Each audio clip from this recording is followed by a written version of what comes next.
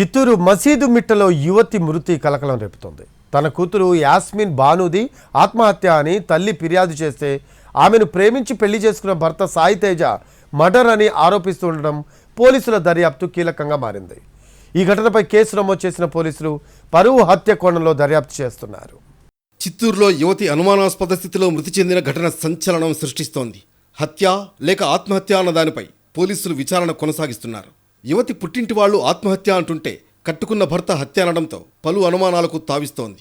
అసలు ఏం జరిగిందన్న దానిపై పోలీసులు నోరు మెదపకపోవడంతో సస్పెన్స్కు కారణమైంది. చిత్తూరు నగరంలో యాస్మిన్ మృతి కేసు పరువు హత్య దిశగా విచారణ ముందుకెళుతోంది. పోలీసుల రికార్డుల్లో ముందు ఆత్మహత్యగా నమోదైంది. అయితే అది ముమ్మాటికి పరువు హత్యే అని యాస్మిన్ భర్త సాయి తేజ్ వాంగ్మూలం ఇస్తున్నాడు. పోలీసులు టీంగా ఏర్పడి అజ్ఞాతంలోకి వెళ్లిన యాస్మిన్ తండ్రి కోసం గాలిస్తున్నారు. చిత్తూరు బాలాజీ కాలనీకి చెందిన షౌకత్ అలీ, ముంతాజ్ దంపతులకు ముగ్గురు ఆడసంతానం. షౌకత్ అలీ బాలాజీ కాలనీలో నివాసం ఉంటూ ప్రైవేట్ ఆర్ఎంపీ డాక్టర్గా జీవనం సాగిస్తూ వచ్చాడు. ఇద్దరు ఆడపిల్లలకు పెళ్లిళ్లు చేశాడు.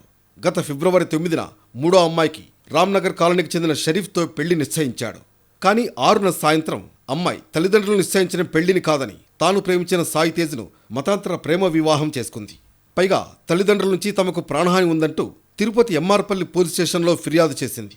పోలీసుల కౌన్సిలింగ్తో అప్పటికి విషయం సద్దుమణిగింది. సాయి తేజ్, యాస్మిన్లు పూతలపట్టులో కొత్త కాపురం పెట్టారు.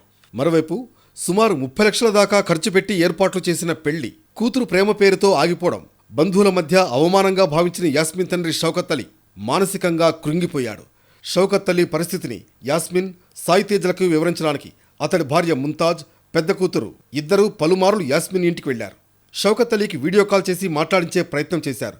వీడియో కాల్లో తన తండ్రి దీనస్థితిని చూసి తట్టుకోలేక తండ్రిని చూడాలని భర్త సాయి తేజ్తో మారాం చేసింది యాస్మిన్. చిత్తూరు గాంధీ విగ్రహం వద్దకు చేరుకున్న సాయి తేజ్ అత్తారింటికి వెళ్లడం ఇష్టం లేక యాస్మిన్ను సమీప బంధువులకు అప్పగించాడు. కొద్దిసేపటికే తన భార్య ఆత్మహత్య చేసుకుందని ఫోన్ రావడంతో పరుగున అత్తారింటికి వెళితే ఆసుపత్రిలో ఉన్నారని స్థానికులు తెలిపారు.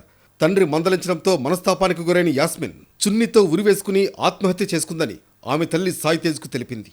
గంట క్రితం వరకు బాగా ఉన్న యాస్మిన్ బాను తల్లిదండ్రులు ఇంటికి వెళ్లిన అరగంటలోనే మృతి చెందడంపై అనుమానాలు వ్యక్తం చేస్తూ చిత్తూరు 1 టౌన్ పోలీసులను ఆశ్రయించాడు సాయి తేజ. తన భార్యను తల్లిదండ్రులే హత్య చేశారని ఆరోపించాడు. కులాలు మతాలు వేరు కావడంతోనే హత్య చేశారని ఆరోపిస్తున్నాడు. యాస్మిన్ బాను మృతి సమాచారం అందుకుని పోలీసులు హాస్పిటల్కు చేరుకున్నారు. తల్లి వాంగ్మూలంతో విచారణ ప్రారంభించారు.